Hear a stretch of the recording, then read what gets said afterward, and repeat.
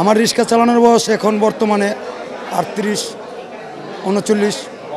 এখন আমাদের এই জীবন কাহিনীটা এরকম ব্যক্তিগতভাবে কেউ হাতিয়ে দেখে নাই, যেন এই যে অভিনেত্রী দেখেছে। দেশের বিভিন্ন প্রেক্ষাগৃহে মুক্তি পেয়েছে অমিতাভ রেজার সিনেমা রিক্সা গান।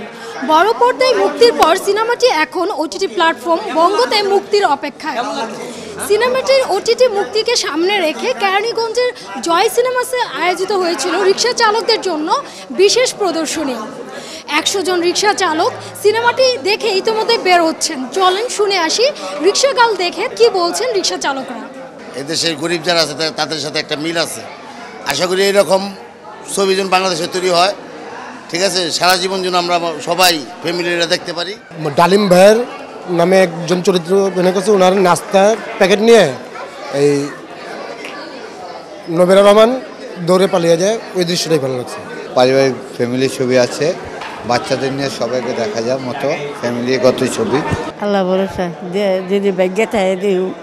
সিনেমাটা খুবই ভালো লাগছে, যে মেয়েটা করছে আশা করি ওই যেন আরো ভালো মতন করবে। আমার রিক্সা চালানোর বয়স এখন বর্তমানে 38 39। এখন আমাদের এই জীবন কাহিনীটা এরকম ব্যক্তিগতভাবে কেউ হাতিয়ে দেখে নাই, যেন এই যে অভিনেত্রী দেখেছে, তার অভিনয় এবং কি তার কথাবার্তা, তার যে একটা সামনে আমার দেখা যাচ্ছে যে আমি প্রতিবাদী, সেই জন্য আমাকে খুব ভালো লাগছে।